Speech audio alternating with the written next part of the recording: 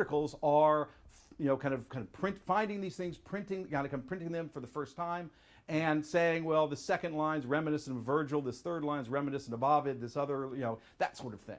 But sort of the conceptualizing, the thinking about, well, why? That hasn't been done yet. I'm thinking, oh man, this is a dissertation waiting to happen.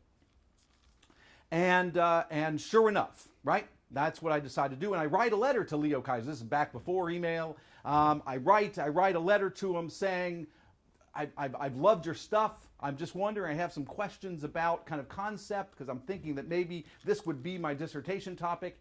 And I send it off, and I wait, and I wait, and I wait, and I wait. And I finally get this little scrawled note back from this guy. Not a thank you for reading my stuff. Not a, well, I'm glad somebody's read it. Not, it's just a, oh, well, it's not any good. Thank you. Actually, I'm not sure he said thank you.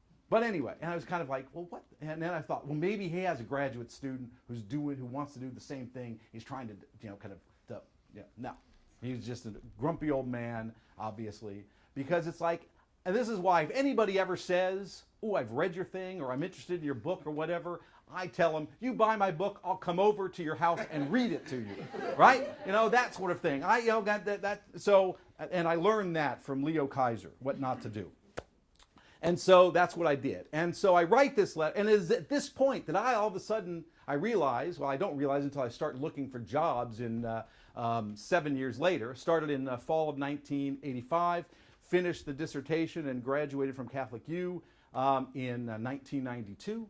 And so I start sending out job applications in fall of '91. But I realized that I don't know what I am really. I guess but I come to find that I'm an Americanist, an early Americanist, because the classics programs are all looking for people who do stuff on Horace, Virgil, and Ovid and Livy and people like that.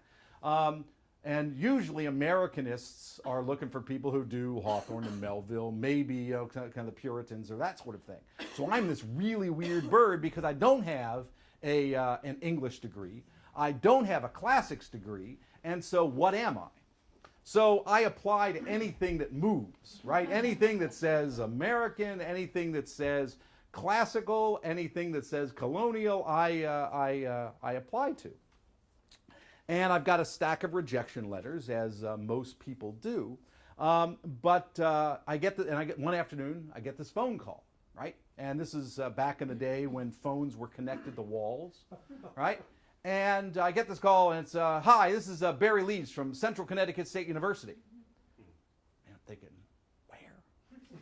Right? I have no idea, right? We're interested. We're looking at your application, and we're interested in interviewing you. Are you still interested? And I'm trying to reach for the folder of letters that I had sent out because I want to, I'm certainly going to be interested because I'm going to say yes no matter what, but it'd be nice to know what I'm saying yes to. But I couldn't reach it, and so I said, Dr. Leeds, I'd love to come up and talk to you. And sure enough, that's what happens. And when I get up here, I sit down in the chairman's office, which I would inhabit many years later. I sit down in Ross Baera's office, and I see my resume, my CV, my curriculum vitae, sitting on the table in the middle of the office, and in large letters, in large black Greek and Latin, because the same year I was hired, as was Stuart Barnett and Bob Dunn and Tom Hazuka and Melissa Menser the year before, and Mary Ann Nunn and Chris Doyle and Ray Shipke the following year. We were hired because of a retirement offer, a generous retirement offer that cost a lot of people to leave the university. And so a whole bunch of us were being hired at the same time. But anyway, the department had lost both the early Americanist and the guy that had taught Greek and Roman literature in the department, right? They didn't put that in the advertisement, right? There was nothing about that, because I could have said, I could have sold myself in that package, but it wasn't. And so I interviewed, they liked me, I liked them, and I get hired. but a lot of it is just pure chance. The fact that they needed this weird combination of things, an early Americanist and a Greek and Roman lit guy, and I fit the bill, right? And that's kind of the idea that, and this is where when I was doing a lot of hiring, when I was chair and talking to people and having to call people up and saying, we're not hiring you, you can say it's really not about you. You're very qualified, but unfortunately, there's somebody else that's just a better fit for any number of reasons that have nothing to do with you as a person, with you as a scholar, with you as anything.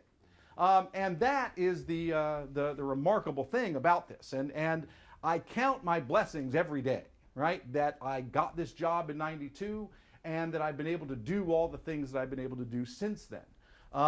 Indeed, Ex Libris, not to brag, Ex Libris was my idea back in 1987. Sorry, 97. I'm not that old. Back in 1997, having faculty members come up and talk about a text that made a difference. And actually, I am going to get to the text in just a minute. But I've managed to, and this is why when I told my wife Martha that I was asked to give this talk, she just laughed. Because she said, what can you possibly say about planning a career? Because you haven't done it at all. And it's true, right? You know, so I start, even when I started my doctoral program, I'm starting as a medievalist, quickly kind of transform into a Renaissance guy, and then end up this Americanist because of coming across a book in the Folger Shakespeare Library by this guy that didn't even like what he did. So it's and my saying, oh, I'm really excited. So it's don't do this at home, right? Don't try this at home, boys and girls, right? If you think you want to be a lawyer, then do a little investigation. And this is why I feel really good when I advise and when someone says, this is what I want to do. I always ask, well, why? Because no one ever asked me that, right? No one ever stopped me and said, okay, so what exactly is your plan, right?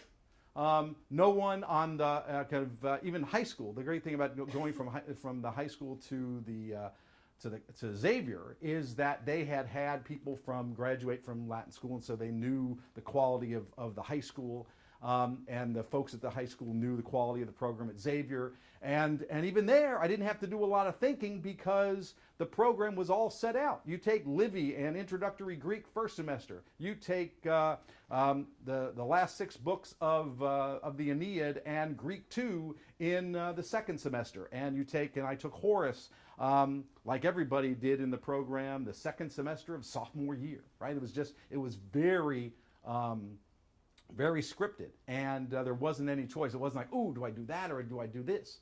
And I kind of like that, being 12 years old or however old I was. Anyway, so when I'm sitting with students and advising them, I can feel, on the one hand, I kind of feel bad because it's like, things have kind of gone my way really, really well. But it's not because of things I did. And so, I know that's not a way to plan things. So I can say, why do you want to do this? What do you know about it? Think about why you want to do it. Think about what you're going to have to do, because it doesn't always work out like this.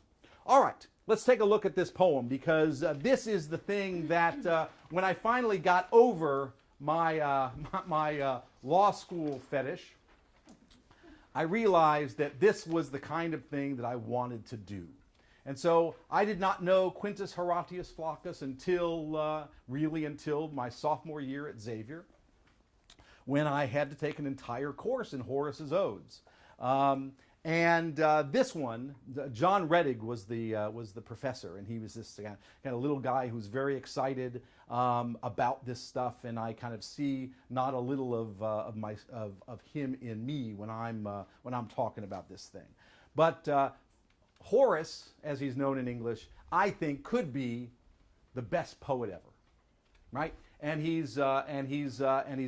benefits from the fact that he can do things with Latin that many other languages they don't work in other languages. And so, like, the translation is not it's a it tells you what the words say, but it's not a good poetic translation at all. But anyway, quis multa gracilis te puer in rosa, perfusus liquidus urget odoribus grato pira subantro, cui flawam religas comam simplex munditiis, Hu quotiens fidem, mutatos quae deos flebit et aspera, nigris aequora ventis, emirabitur solens.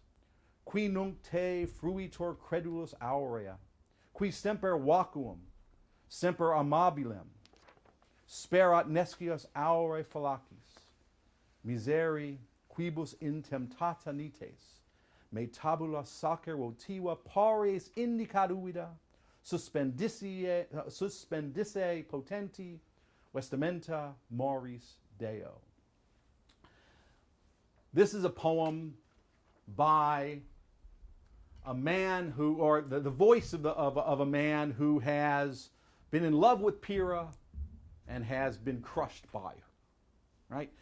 One of the things I like about Horace is that he's never the one who is burning with love at the time. He's never the one who is sort of in the midst of the turmoil. He's always kind of thinking about it afterwards, right? And he's not necessarily the most successful. So he's often compared with Catullus, who is the lover, right? Who's in the midst of love, and he may be burning with love or being hurt by love, but it's all very immediate. Horace is much more distant, and even when I was a teenager, that sort of appealed to me, maybe because I kind of knew that I wasn't going to be Mr. Loverman. All right. But anyway, look at this first line. Quis multa gracilis te puer in rosa. What slender youth, right? And doused in liquid smells, literally perfusus liquidis odoribus. It's like even then they had Axe, right? Kind of that, and the young boys put way too much of it on them, right? But notice, at the center of the line is te, you, right? You, Pyrrha. And she is surrounded by the gracilis puer, right? The slender boy. And they are in the midst of the many roses, multa in rosa. And so the picture of him and of this boy and Pyrrha, kind of close, surrounded by these roses, is right there in the opening line, right? Something you can't capture in English, right? But and he kind of uses the ability of Latin because it's a language with endings, right? Endings are everything. It's not word order. It's endings that matter. So you can do this. So you can kind of play with this, and we'll see that happen later on as well. So kind of what slender youth doused in liquid smells presses on you, right? And gracilis puer. You can see it's almost like he's surrounding her. He's got his arms around her. On many a rose in some pleasing grotto. For whom do you tie up your yellow hair, right? Your flawam comam, right? Simplex munditi, simple in its elegance. So it looks simple, but it's very it's carefully done. It's not just thrown up with a scrunchie, right? Alas, how often he will lament your faith and the changed gods, and inexperienced be amazed at the rough seas with dark winds, right? So he doesn't know it yet, right? But he's gonna suffer. He's enjoying you right now, right? He's got you, and he's hugging you, he's kissing you, he's doing all this stuff, right, in this nice little hideaway. But there's gonna come a time, and I know, he says, he's gonna come a time that he's going to be amazed, emirabitu, right? And this is the only example of that word in all of Latin. He intensifies it with the E at the beginning, emirabitur, right? He's going to marvel at, unaccustomed, insolens, right? He's going to, you who are now, gullible, right? Well, the who is the boy, who now gullible, credulus, right? He believes anything you say, right? Who enjoys you golden, aurea, who always, you who, ignorant of the false breeze, hopes you to be always available, semper vacuum, always lovable, right? So you are available for him. He is there, kind of you are there for him anytime he calls, and he thinks that's the way you're always going to be, just like I did, right?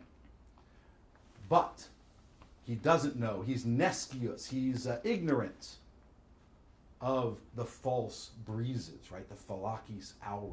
And notice, right? Notice the auri at the end of line 11 is a pun on the aurea, golden, in line 9.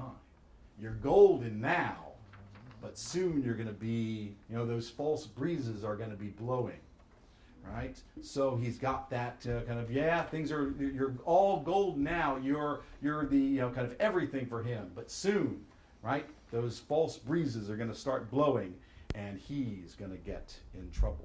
Miserable are they, miseri, miserable are they to whom you shine unattempted, right? Oh yeah, kind of you're there for him now, right? But it's not. It's still early, right? It's still early, and then he kind of goes in a very different direction in this last line. And the Latin, when you first encounter this as a Latin student, it's really hard because it's like, okay, well, because he's got words all over the place in this last sentence, right? Because, okay, the holy wall of Neptune shows by a votive plaque that I have hung up my dripping clothes to the powerful god of the sea. And of course, as a student, you have like a pony, or you have a translation, because you're not just going to face you in the Latin alone. No. So you've got this, and you read that and you go, what the hell does that mean? Right? Where'd that come from? What wall? What plaque? Why are his clothes dripping? Right? And because it's like, it seems totally alien to everything that's gone before. But it's not, because it's about being, it's about sailing, and the tradition was that if you survived a shipwreck, right, you would then go and put a votive plaque of some kind up to dedicated to Neptune, and frequently even putting your clothes up there. And so this is, I've done that. I've sailed the rough seas of Pyrrha, right? I've survived, right? But I crashed like everybody else does. But I've survived, and boy, whoever the Gracchus puer is, you will too. But it's not just that all of a sudden it's this weird, kind of this weird image.